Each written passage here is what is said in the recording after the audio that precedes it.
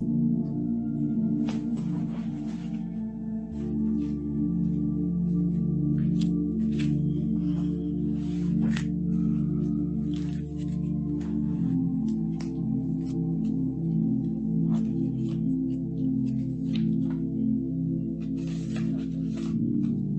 as you start to settle where you are, just become aware of the ground beneath you, the air all around you.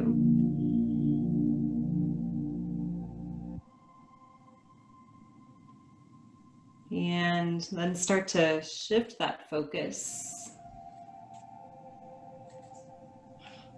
inward.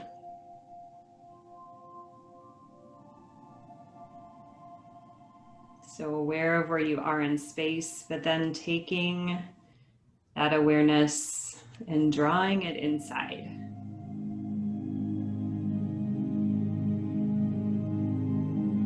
Seeing what you've got going on.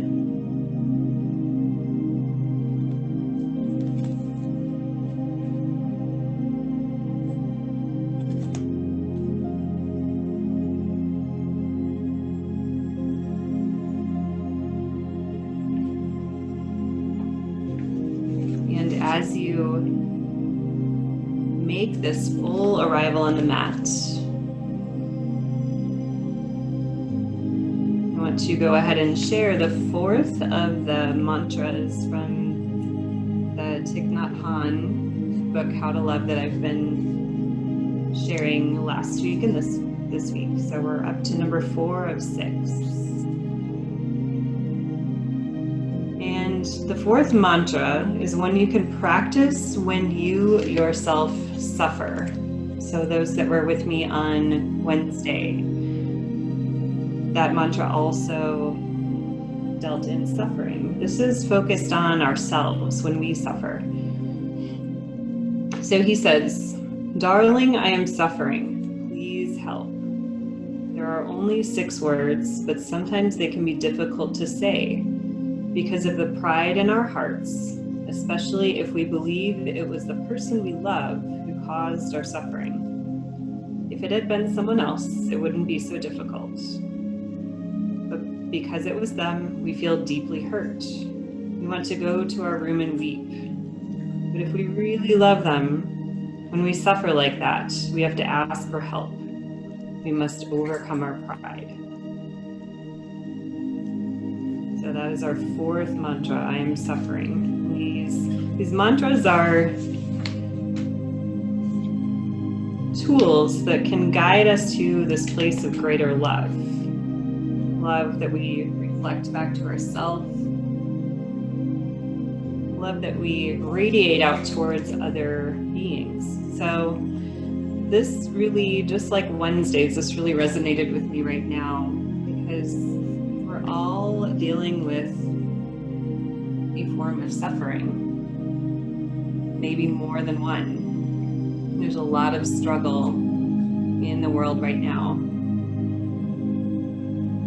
And that admission of suffering, admitting that we need that help, reaching out, can be so difficult. Sometimes we don't want to burden others. Sometimes fear sets in. We think that we'll be rejected if we admit this vulnerability. So just those simple 3 words, I am suffering. Admitting it first to yourself, and then seeking from outside of yourself, as well as within yourself.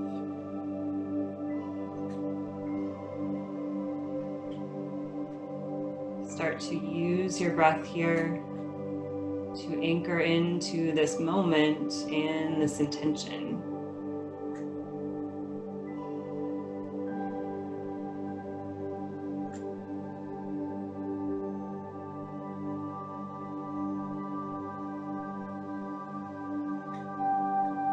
When we can admit, when we can open that part of ourselves up, That's when we can find the ease to our suffering, letting in that love.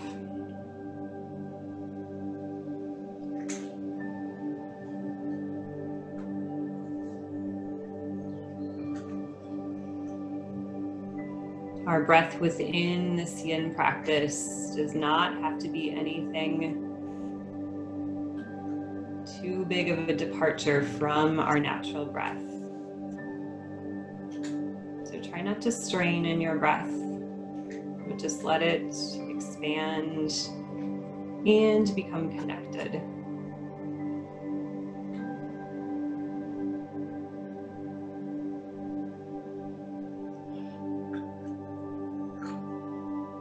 Notice as you're here in relative stillness, how the breath is moving the body. Rise and fall of the chest. Expansion, contraction of your rib cage.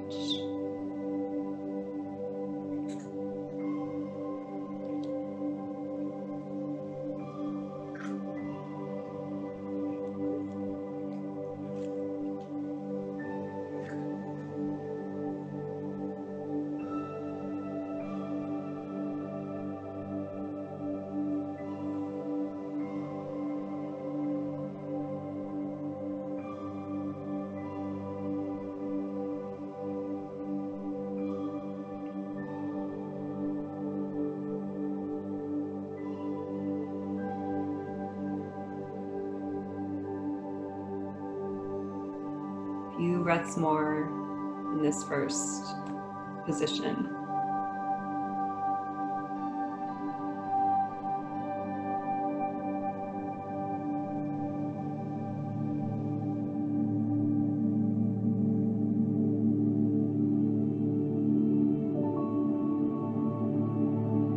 The next time you breathe in, just try to make it a little bit bigger than the last breath.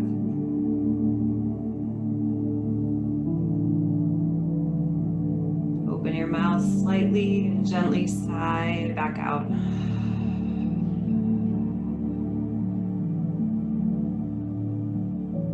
Just take another breath. Maybe it's even bigger than that one we just did.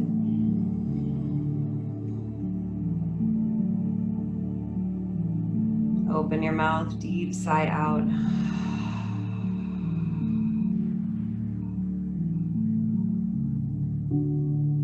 One more. Breathing in through the nostrils. Take in a little more at the top. And sigh it out.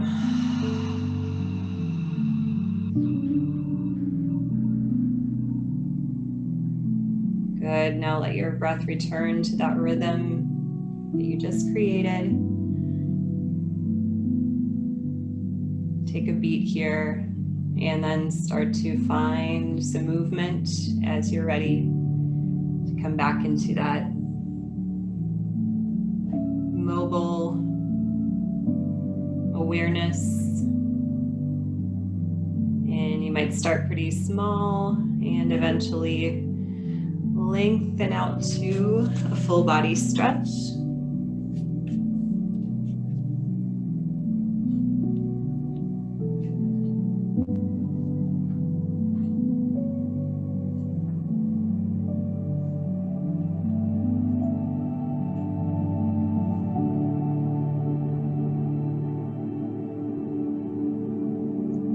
Once you are set, hug your knees into your chest.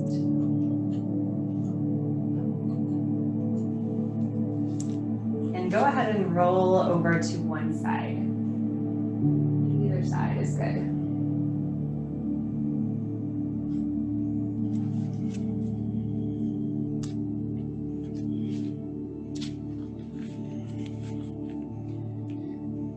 And as you are ready to breathe, and again, let's rise up to a seated position. Just let it be a nice, comfortable cross-legged position. Maybe give your shoulders a couple gentle rotations up and back.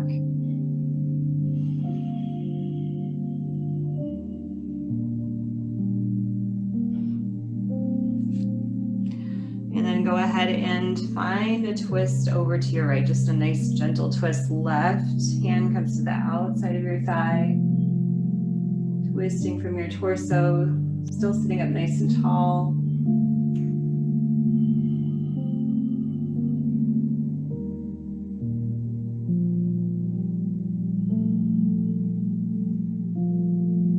Let's inhale and come back to center. And exhale, twist it over to your left. Right hand to the outside of your thigh.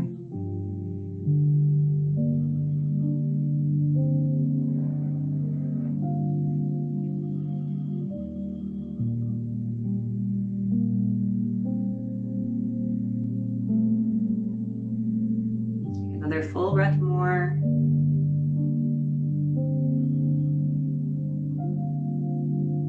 And then release back to your center.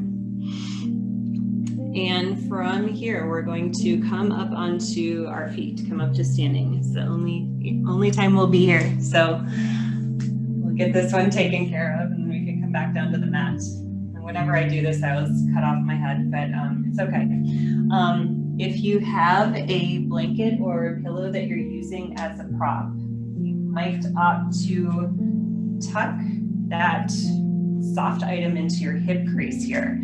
We're coming into a standing forward fold. And yeah, feel welcome to grab anything if you don't have something available. My feet are about hip width distance or a little bit more apart. And then I'm just going to round myself forward. My rib cage is holding my prop in place here and supporting. Knees are softly or maybe even a little more generously bent. And then really let your torso, your head drop down here. And I just went into those ragdoll arms instinctively, but you can have your hands down to the floor. They can be on a set of blocks or something if the floor feels a little distant. Just give yourself that space to really release. You might even shake your head, yes and no, gently releasing any tension. Think length across the back of your neck. If there's any wrinkles back there, try to smooth them out by dropping your chin into your chest.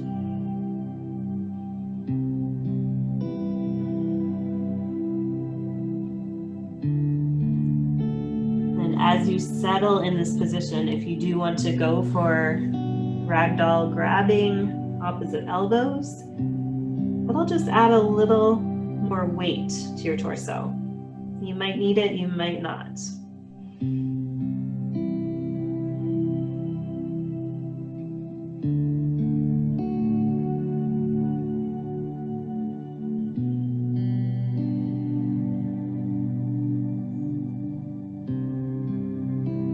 As far as your weight distribution in your feet,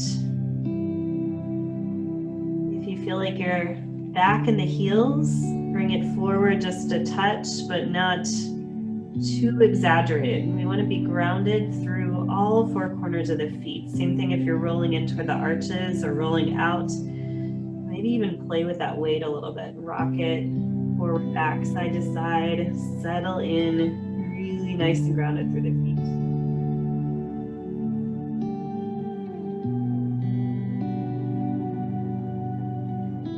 Once again, if those knees are locked, give them a little bend here. Give yourself that support.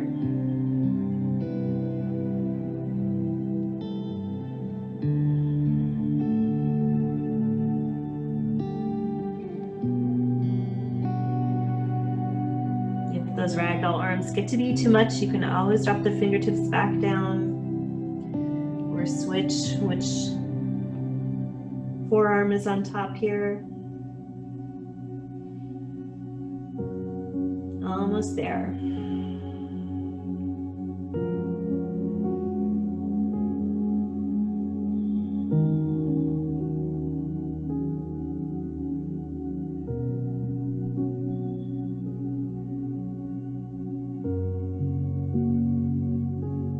couple final breaths here.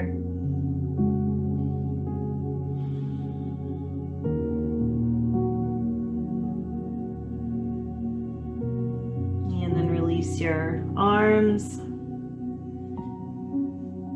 If you have a prop, go ahead and set it over to the side.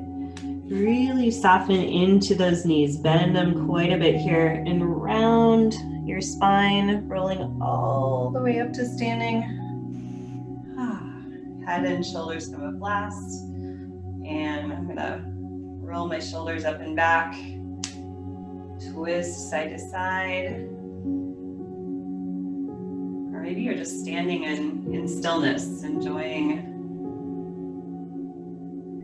that change in the blood flow when you come up. It's all good.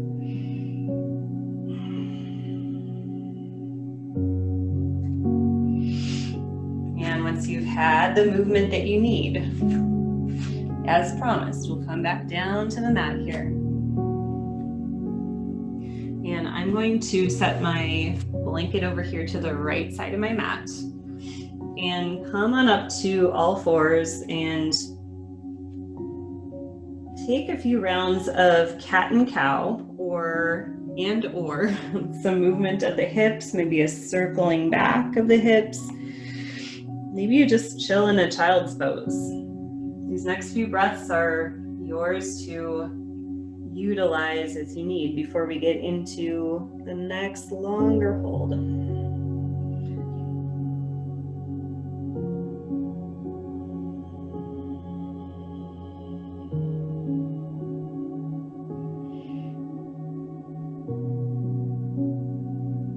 And let yourself even out whatever movement you're taking.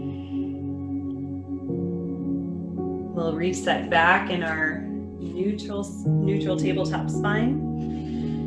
And for our next posture, we'll come into swan pose, which is akin to our half pigeon. So this right shin is going to slide forward. My foot is angled in quite a bit toward the body, so I'm not striving for that parallel shin to the top of the mat. And I've got my blanket here that I can stick under this right hip to give me some support. Now, if this is a hip opening stretch, so if you're feeling the pull, if you're feeling the stretch in your knees, then go ahead and come onto your back and take the recline version of this, where the right ankle will cross over the left knee. It's a similar stretch. So instead of coming right down into our sleeping swan, let's spend a few breaths upright here, enjoying maybe the stretch across the front of the left hip. Try to let your shoulders relax. If you need a little height under your hands, maybe there's another pillow, set of blocks.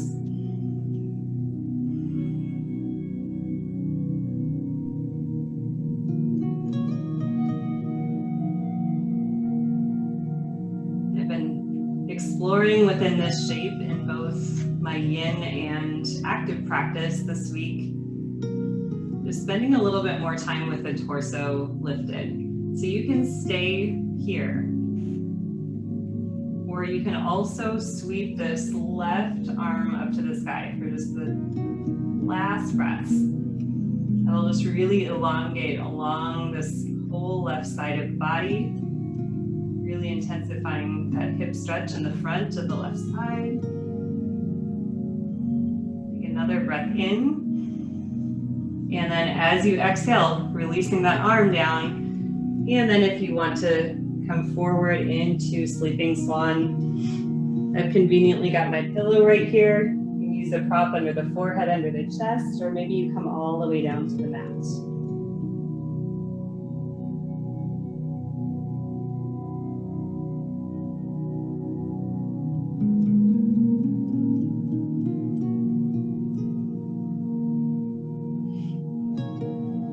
Once you get there, settle in with your breath.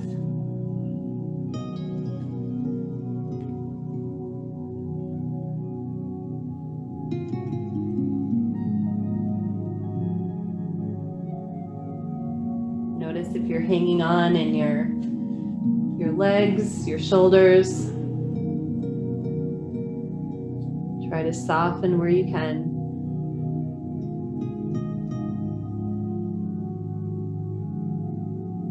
Releasing the jaw, unfurrowing the brow.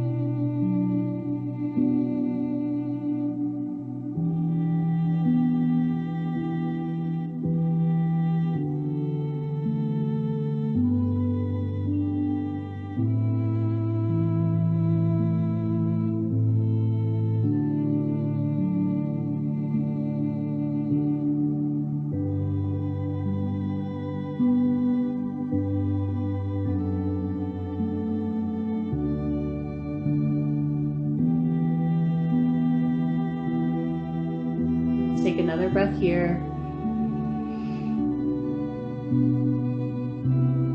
And then bringing the hands underneath the shoulders, let's press back up to this lifted swan without releasing just yet.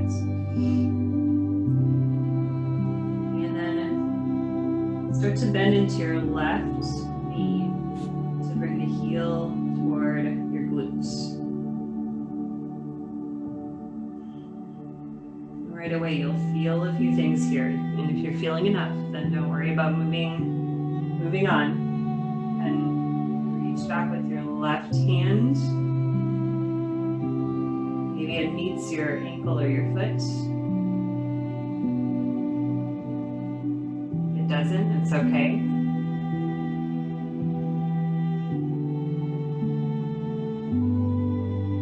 If it does, it's a opening through the chest and the pectorals as well. Just a little bonus there, but don't strain to grab that foot. It's not a big deal if they're not coming together tonight. So let go of your left foot and release your swan. I like to ease over onto the right side and then get my legs behind me, coming back into table. You're welcome to come into a downward facing dog, three-legged dog. I'm going to scoot my blanket across the way to the left side, getting ready for the left side of this posture. There's room here for more cat and cow. Taking the hips all the way back for a brief child's. Anything at all that you're seeking.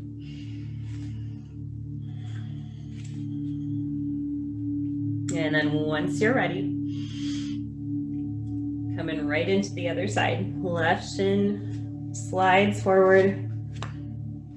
Right leg lengthens and slides back.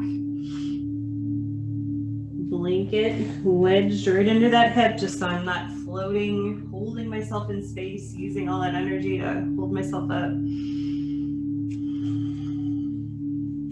you can see a little bit better here if you're looking at your screen, which you don't have to, but my shin is in quite a bit, so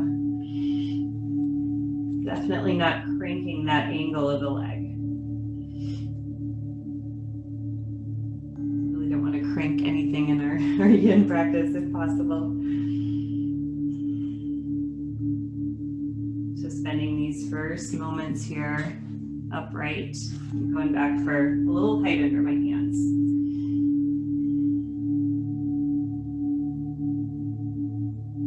It's funny because we often think of props in yoga as a crutch, maybe a way to cheat the pose. language that we assign to prop usage. And really, what they can do is give us some more space and support to experience the pose in a more optimal way.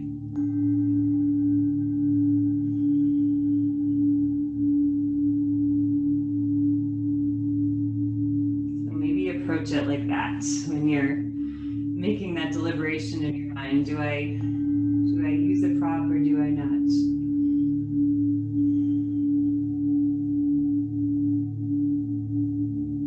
And then these last couple moments here, reaching the right arm up. If you want to add that in,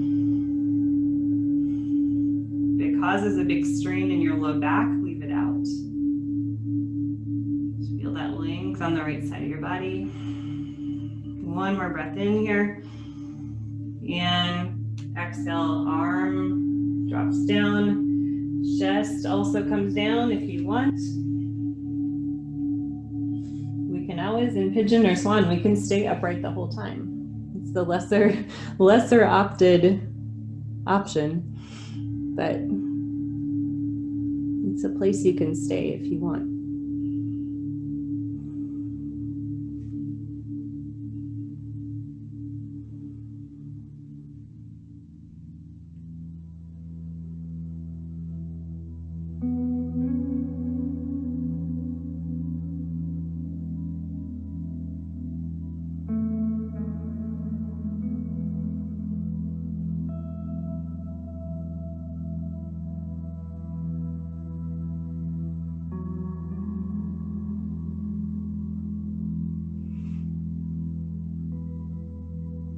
Going back to the passage that I read at the beginning, our intention of sorts, relating it to this asana practice.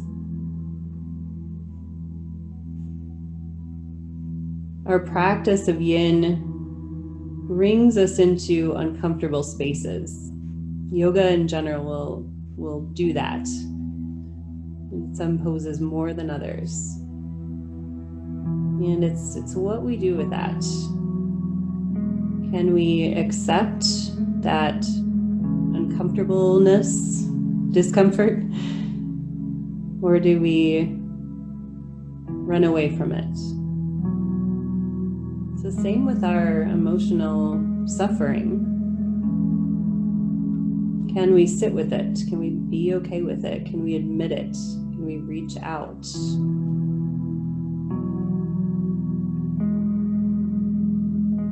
Or do we run away? Do we hide? Do we stuff it down?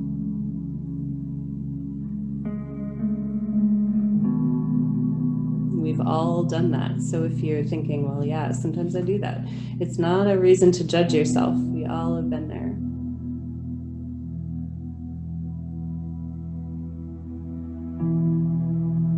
How we approach some of these poses that don't necessarily come so easily. It's how we approach the situations that don't come easily. It's how we approach our suffering.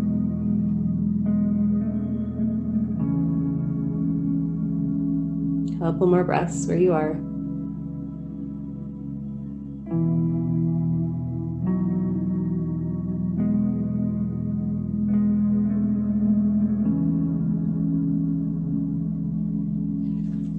Slide those hands underneath the shoulders once more, lifting up.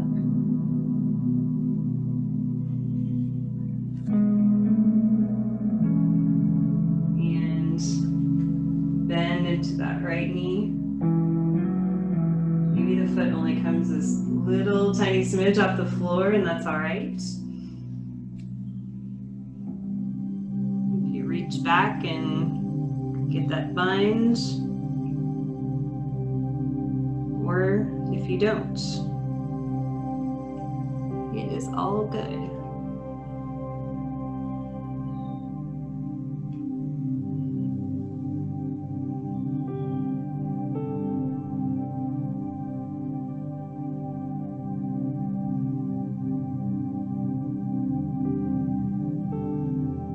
Another breath breath here. Maybe send it deep into that quad. It's tight, like mine. And release on your exhale. I'm going to once again ease down onto this left side. And you are welcome if you like to do everything completely symmetrical both sides, you can come back through tabletop and move around there. I'm going to come right to a seated position because that's where we're headed next, but no rush to get here. So to let go in lieu of that stretching three-legged dog, I'm going to just windshield wipe my knees side to side. Even circle out this left hip.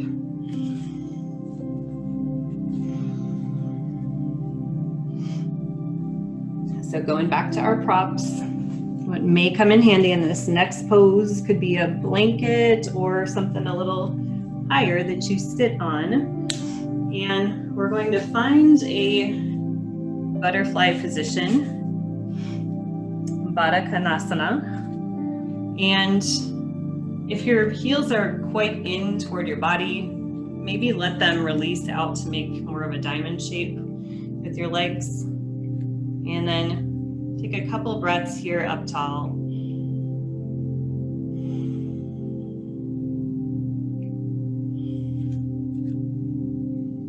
Another use for props here is if your legs are kind of straining to hold in place, you can also stick pillows, blocks underneath your knees, your shins. And then if you'd like to take this into a forward fold, we'll sweep the arms up with a nice breath in.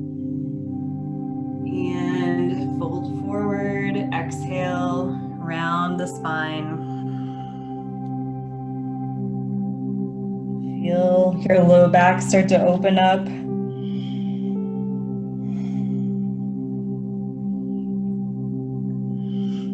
My low back and I have had quite a week, so that felt really good immediately. And if you're tight, if you're kind of straining to hold yourself up here, feel free to stack some props, stack your palms here. Some combo that might let you rest your chest or maybe your forehead. If your forehead is nowhere near your feet, your legs, don't worry about it.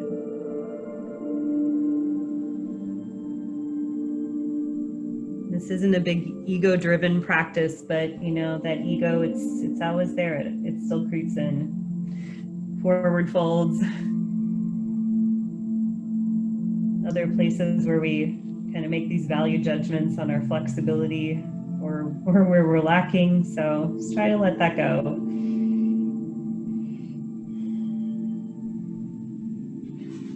Going back to the spine. We come at this with a rounded spine right away, not leading with the chest, just really elongating between the vertebrae.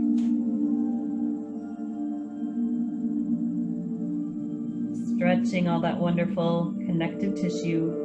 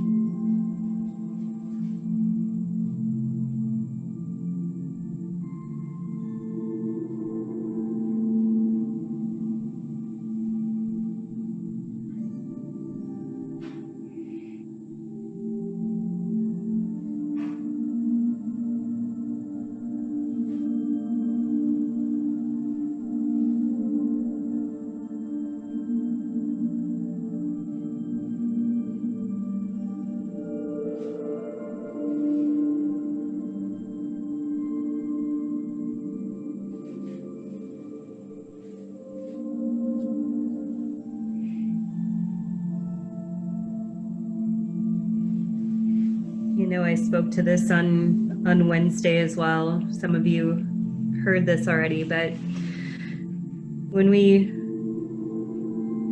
speak of suffering, for most of us, it brings up a really kind of intense emotion. It sounds really, really dire, really negative. And if we can remove some level of that, that definition, suffering can be what I just described. It can be something very, very serious, very painful. But it can also be things that just cause us pretty minor inconveniences and frustrations in our daily lives. It's all part of that suffering. Things that we need to reach out to our people, our community, our loved ones, letting them hold us up.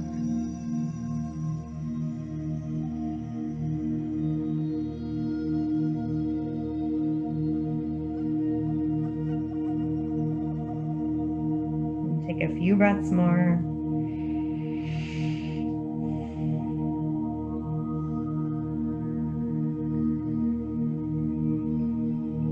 Notice where you've softened. Notice where sensation may be increased or decreased.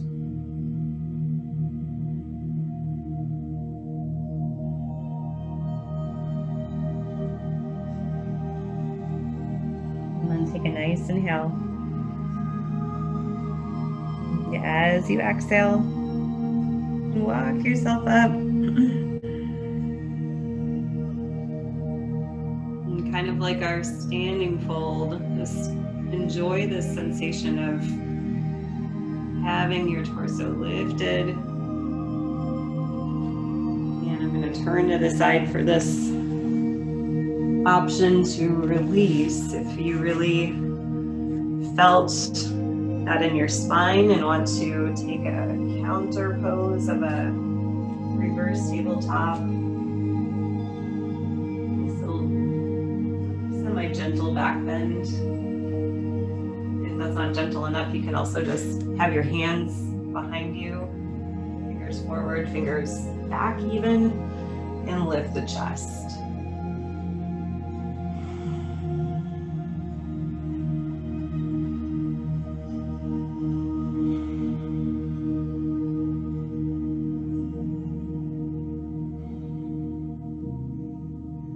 And once you're ready, we'll come down onto the belly. Scooch this pillow out of the way. And we're setting up for our Sphinx pose. So I'm just giving you where we're going. If you would like to place your blanket underneath your forearms. But before we even get there, let's just come all the way down and take your head to one side, or maybe stack your palms to rest your forehead on your hands. And maybe you give your hips, your heels a little side to side motion to really let that low back release as you come down.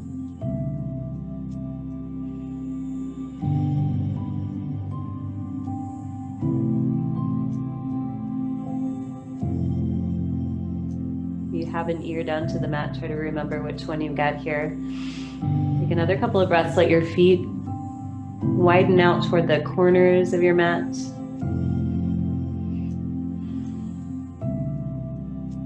And then the next time you inhale, lift up through the chest.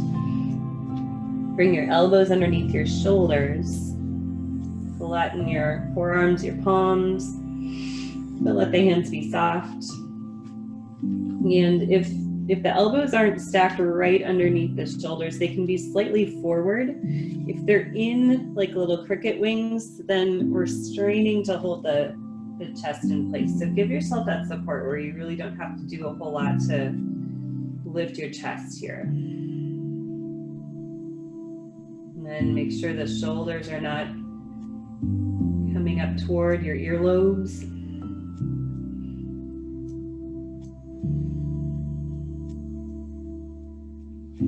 Soften your hamstrings, soften your glutes.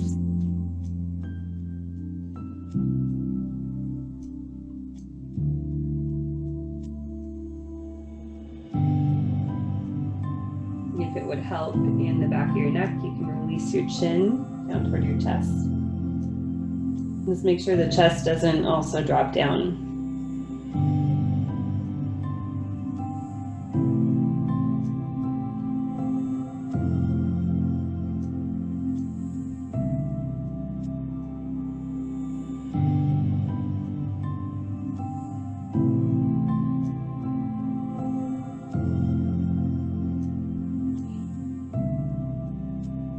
Anytime I shift anything in this pose, it seems like my back chain of muscles of my legs want to get involved. They want to tense up. So let's check in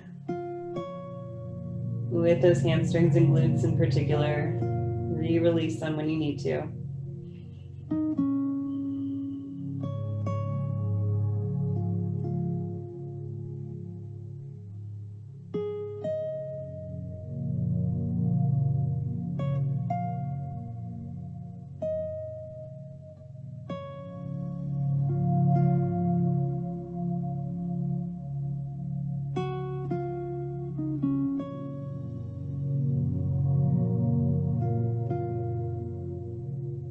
We'll just be here about 4 to 5 more breaths. If you want to extend up into seal pose, fingers angle toward the corners of the mat, elbows might lift. And I'm going to stay down on the elbows. You can always try it and throw it out if it doesn't work. You can also bend the knees. And think of your toes coming toward the back of your head. Even if there's several feet of space in between.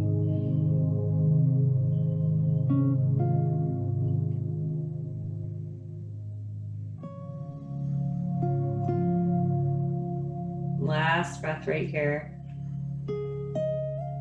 And then release it all down to the mat on your exhale, melting the chest forward. And I'm taking my opposite ear down to the mat.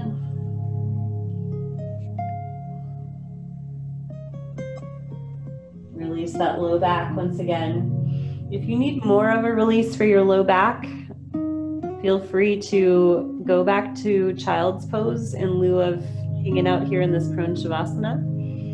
We're going to work from here for our next posture, so I'm just going to stay right here. But you are welcome to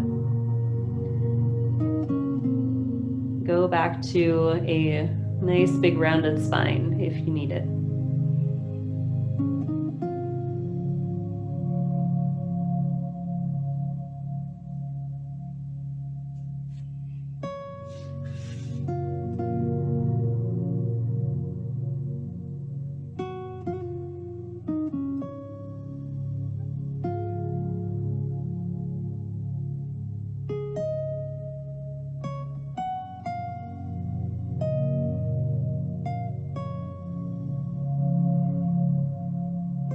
And if you left your belly, let's come back. Go ahead and take your right ear to the mat. And take your right elbow and make a goalpost cactus shape with that right arm. So your elbow is in direct extension of the shoulder joint, and then your forearm is an extension of that elbow. So we're twisted away from this cactus arm. Your gaze is twisted away. If that's too much for your neck, you can either take your left palm, rest your forehead, or just turn your head the opposite direction, left ear down. I'm going to come back for this right ear.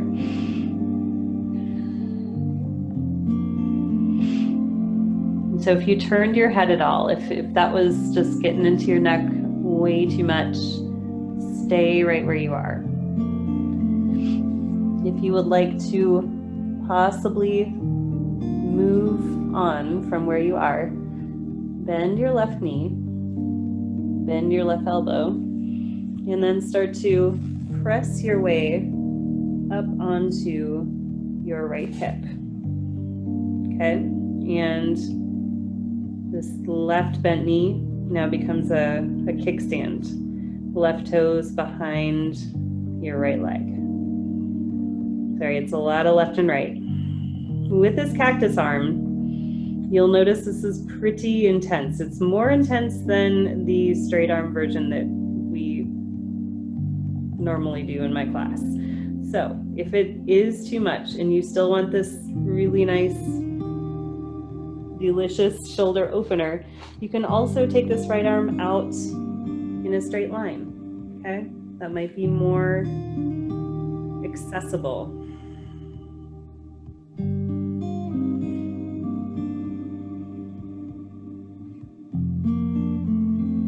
I'm gonna go back to the cactus just to try to embrace that discomfort like I was talking about a few moments ago.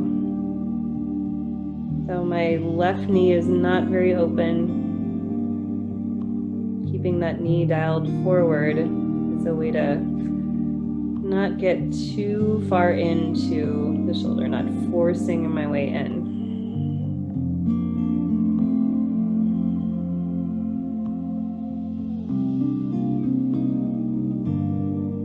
If you have a little bit more space than and your left arm wants to wrap behind your back,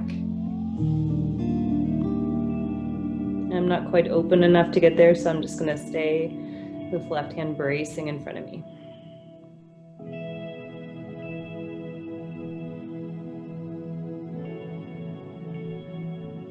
Take another breath more. And on your exhale, start to very carefully release back to your belly if you left.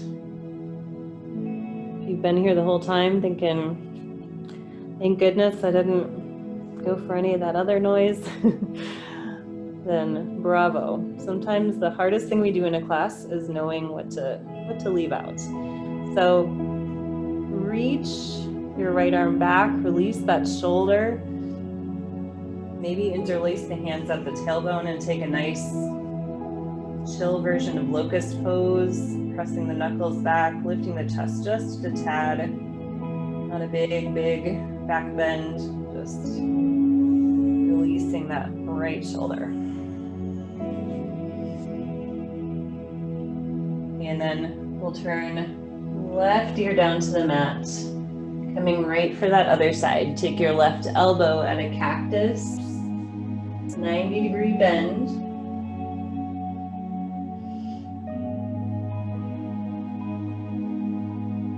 Remembering you can turn your head the opposite way if your neck is cranky right here.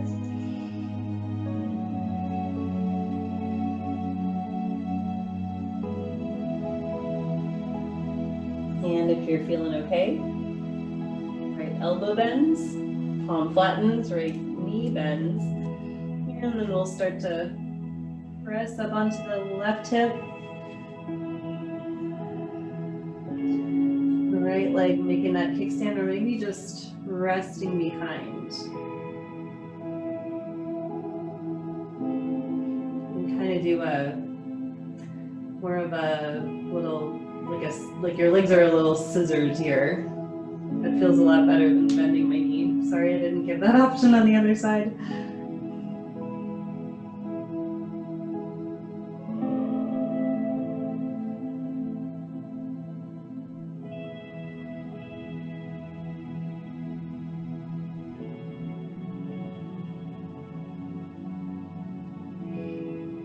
Remember that left arm can go straight out at a T shape. That'll lessen the intensity by quite a bit.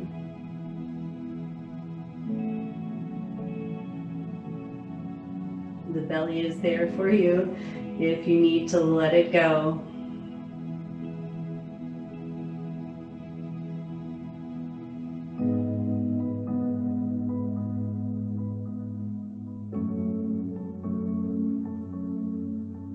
when the discomfort turns into anything painful, or you're losing feeling in your fingertips or any parts of your body, if you get tingly, that's a good indication. Take it back one notch or several notches.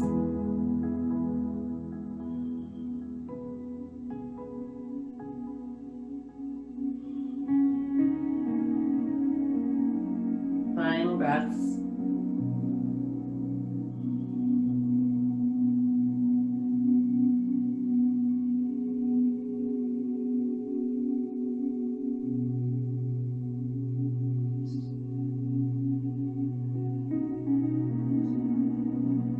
And take another deep inhale. Close it back down on your exhale, slowly rolling back to the belly. Swimming that arm back. Coming into that locust, or sometimes another Sphinx pose can feel good. Popping up onto the elbows.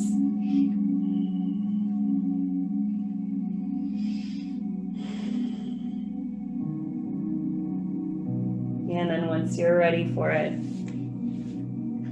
hands slide under the shoulders, press up and back, and land into a nice child's pose here. And suggestion to take your hands back toward your feet. Shoulders just soften forward.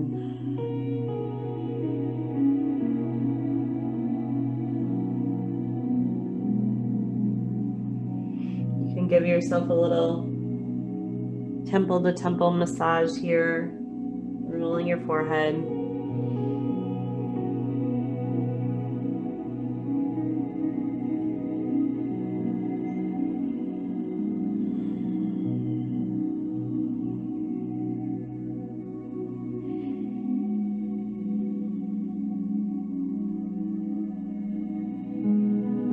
This child is not intended to be one of our longer holds. Sometimes we stay there a while.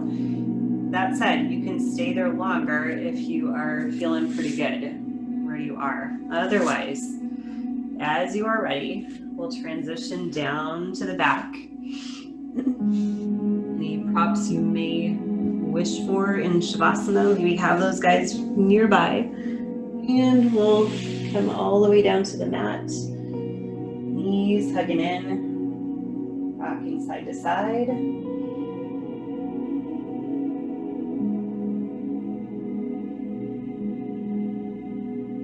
And as always, if there's anything else that you need in your practice, whether it's another back bend, maybe a supported bridge, maybe there's another twist that you need, go ahead and take that. Happy baby, waterfall inversion. Or if you are ready for that Shavasana, take yourself into it. I've got my pillow here behind my knees. You might put something behind your head and your spine. Whatever would bring you the most comfort and the most ease.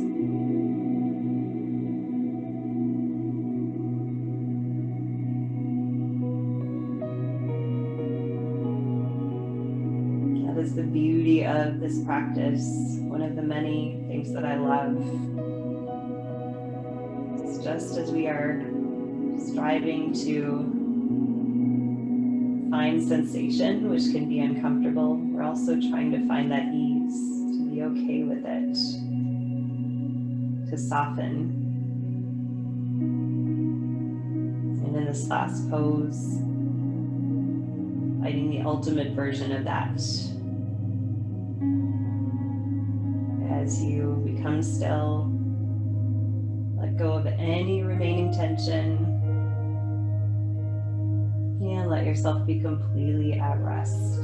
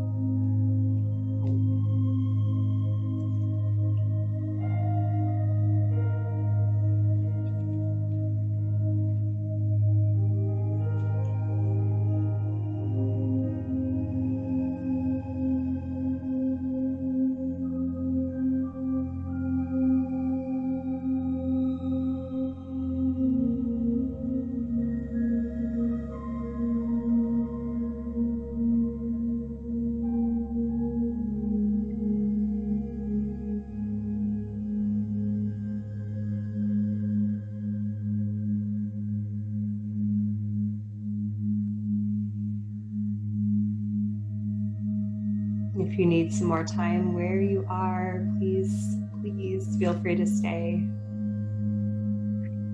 You're in your own space.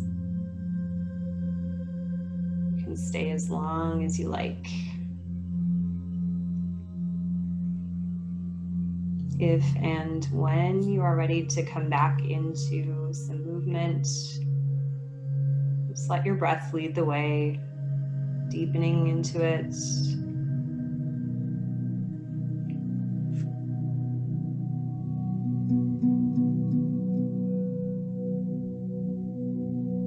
And then finding that slight movement, fingers, toes.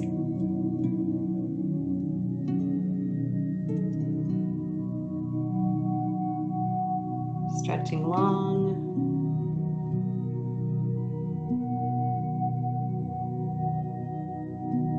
And let's make our way back to that fetal pose, rolling to one side whenever you're ready to go there. Maybe it's the same side, or maybe you pick the other side. No right or wrong. Just take a breath here. Letting it out. Notice how you feel. And lift up to your seated position only when you're ready.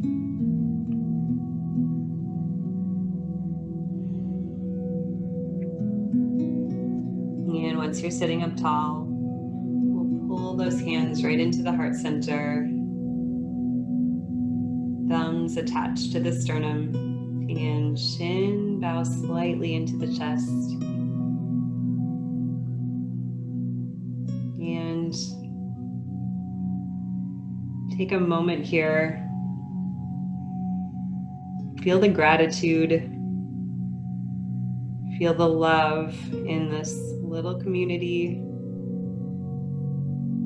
And know that you have people that are here for you.